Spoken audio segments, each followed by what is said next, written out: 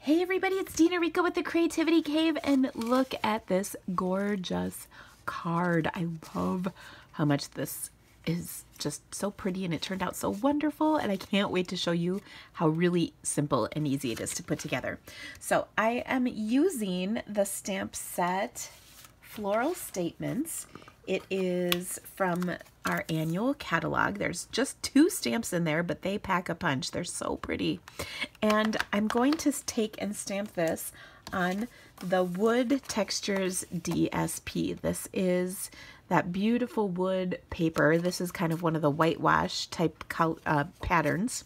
And I really like how pretty this is. Excuse me. Now, I wanted to stamp this on my piece of printed paper, but I knew if I messed up on this printed paper, I'd be mad because it's printed paper and there's only so much of it and you can't waste any. Oh my gosh. So I decided to use my new Stamparatus. Now the Stamparatus is our stamping tool from Stampin' Up! That came out. It will actually be officially coming out in our next catalog, but we could pre-order it in December and November, and the first round just shipped out. Now, if you didn't get in on the first round, don't worry, you'll be able to get one in June, or if you made the second round, those will start shipping probably in the next couple of weeks. So now what I did is I placed my cardstock on here. I just kind of lined it up with the grid lines a little bit. And then I'm going to take my stamp and position it on here. Now, before I commit to this placement, what I'm going to do is pick it up with my Stamparatus plate. And if you look at this, can you tell how crooked this is? It's totally crooked. So what I'm going to do is reposition it using the grid lines as a guide that are on the plate. So can you see how there are these grid lines on there? And when I line up my word with the plate, I can kind of see if it is lined up correctly or not. And I also see that I'm going to put my magnet up here instead of down here because of the placement of the stamp where it's kind of coming down. Actually, I'm not 100% sure I'm happy with that placement, so I'm going to try it once more. Okay, so we'll pick this up. Totally crooked, we'll fix it. And then make sure it does not quite fit on there. So we're going to move it up a notch. Try it again. Oh, much better. Everybody's happy. And actually, I think I'm going to put it up about another notch. And those grid lines are really helpful. Okay, now I'm feeling pretty good about its placement. There we go. Okay, now the reason I'm spending so much time doing this is because I want to make sure that if I miss some of the inking on here, I can fix it. And I'll show you what I mean because I'm sure I'm going to need to do it. Okay, so I'm going to ink up my stamp really well. We could get lucky, you never know. I'm stamping it down on my cards or my printed paper. And I'm going to lift it and I'm going to see, not bad, but it's not perfect here and here. So I really want to get that nice and vibrant black ink so that it really stands off this whitewash paper and looks really tremendous. Okay, so I'm stamping it down really well, pressing where my image is, and so awesome, isn't it? That looks so good. Okay, so I'm going to set this aside. I'm just going to pick this up, set it over here. Close this up because we're done and I've already got ink on myself. All right, next I want to color this in. So to do that, I have stamped it in permanent black ink so that I can use my watercolor pencils. And I'm going to use my aqua painter to blend the color eventually. I also want to make sure that this is real good and dry before I get going on it. So I'm actually going to take my heat tool and just heat it a little bit, just to verify that it's nice and dry.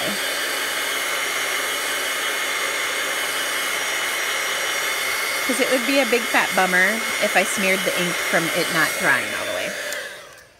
All right. I'm going to set that aside for just a second. And I also trimmed just a little sliver of cardstock. This is about 1/4 inch wide. And I have a sentiment here. It says, "To my dear friend." Now this says hello. I don't want hello to my dear friend. I just want hello, dear friend. So I'm going to ink up just the dear friend. The easiest way I know how to do that is to take a Post-it note, cover up "to my," and then we'll ink up "dear friend." Now there is one important key to this system, and that is removing the Post-it note before you go to stamp. Okay, I know I did.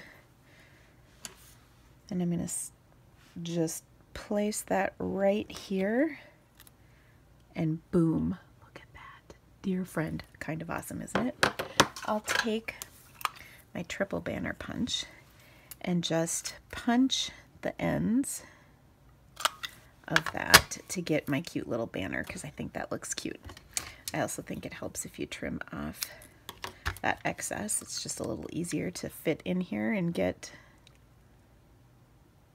straight, just like that. Okay, so I'll set that aside. We'll use that in a minute, but I just wanted to show you how I did that. Okay, now let's get some coloring going. Now, whenever I color with my watercolor pencils, I'm going to look at my image and see where there's shading lines, and those are the areas where I know I want darker color, okay? And it's also okay to let things be like white, meaning I don't even color in certain spots on here. So to start with, I'm coloring with a heavy hand around each petal, and particularly where I see those shading marks. Okay, and there we go. So here's some shading, lots of shading lines here, a little right there, a little right there. And then also more towards the center of my flower, I want it to be darker. Okay, same thing over here. Really color that in, follow my shading lines. Now you can always add color later. You can always add color, but taking it away is a little trickier because we're not using watercolor paper here. Watercolor paper will allow you to do that, but not. All right, now that I've got pretty much my color down, I'll put a little up here. I'm going to use my blender to blend, or not my blender, my aqua painter to blend these colors. Of course, I always like starting with a clean aqua painter. And I want to, like I said, I'm going to blend the color, but it's okay if I leave a little, even just a touch of white right in the middle there. That's okay. That kind of adds to the look. And the other thing, when using your aqua painter, if you're getting too much water, especially on this paper because it's not watercolor paper, it's okay to wipe off some of that water. Then keep blending. Again, we can always add more color. That's the easy part, but it's trickier to take it away. So I'm just kind of blending, blending, blending. And notice I'm leaving literally almost a little white right there, right in the center of these. And that really kind of lends to the shading of this whole thing. And then we'll go nice and light on that tip right there. Continuing on over here, we'll blend it out. I like going around to the edges and then kind of working my way into the center of the flower petal, because again, that's where it's going to be the lightest in shading. And just keep that going. Get rid of a little bit of my water. Wipe off some of that excess pigment from my pencil. And like I said, leave a little bit of white. Now this is a really big petal right here, so we definitely want the white center on it. I think that'll look good and very pretty. Okay, we'll color this. Looking good. Okay, I like the look of this. We're going to let it dry.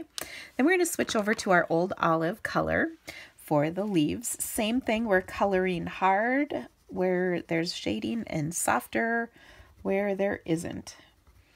And that'll give us the wonderful shaded look when we go to blend. Again, we can always add color, but it's hard to take it away. All right. Now, sometimes it's easier for people to scribble some color on a scrap paper, then pick it up with their aqua painter and color it in. Whatever works for you. I like seeing where my color is going, so I prefer that. Also on here, there is this little branchy thing. I'm just leaving those blank. I'm not even going to worry about them. Okay, then I'll color again with my aqua painter in much the same fashion. I might have some white spots on these. Oops, I didn't even color that. So I always usually forget one petal or one leaf whenever I'm watercoloring something like this. Because, you know, there's lots of stuff to get to. You might miss it. But I just love the look of coloring on this printed paper. That's kind of a different thing. We don't always do that. In fact, I find I don't stamp on my printed paper very often. But I especially love it with this white wash printed paper. Such a pretty look. Okay, and don't be afraid to go outside the lines a little bit. That's okay. All right, now once you're happy with your coloring, just let it dry. Now at this point, you can decide to come back and add a little more shading, coloring, whatever you need.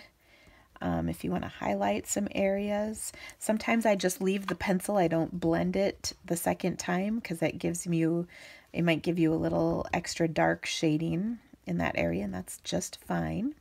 You want to make sure it is at least a little dry though, otherwise you can kind of tear up your paper and you don't want to do that. So I've kind of added a little more color. I'm pretty happy with the look of this. I think the coloring is pretty and it's kind of fun. It was easy, so we're all good. All right, I'm going to put my card together. To start out, I'm going to take and adhere my printed paper right to a layer of, oh, I knew it. It wasn't trimmed down. Hold on. I really thought I had this all set up before I started shooting. I was wrong. Okay, so I just trimmed my cardstock down. All the dimensions that I used are going to be on my blog, so you can check that out. The link is right in the description of the video, right here. So if you click on Show More, you should see it right under here. Okay, so I've adhered those two layers together. I've got my little dear friend. I'm going to take some of my edge pieces of my dimensionals and just put a couple on here to adhere this right below the hello. It kind of fits right in there. And it looks, I think, really neat. Hello, dear friend. Ooh, I've got a little teensy bit sticking out, so we're going to snip that off because we don't want that showing. Okay. And it's still showing, so let's really get it this time. There we go. Hello, dear friend. Oh, so cute. Okay, last, I'm going to grab a piece of crumb cake cardstock for my card base. And hold on. Oh, so sorry. Excuse me. Oh, so much for that. Just never know when you're going to have to sneeze on camera. I apologize. All right. So I've got this popped up onto my card. And then one final step is that I want to add just a little bit of my clear wink of Stella to really just kind of make this card come alive. So I'm adding this. Now remember, clear wink of Stella can blend those colors. So be careful where you're coloring because it will affect that. So I don't want, where I've left the white space, I don't want to accidentally color it right back in with my clear wink of Stella because this is water based, it will blend. But there we go. I've added that little shimmer, and oh, so pretty. So I hope you loved this card. Again, if you need any of the supplies to make this yourself at home, please shop my online store. I would love to earn your business and become your Stampin' Up! Demonstrator. I've got a great VIP rewards program with all kinds of perks, the details of which can be found on my blog. Check it out. And thank you so much for stamping with me today, guys. I hope you have a great day, and I will stamp with you again soon. Bye!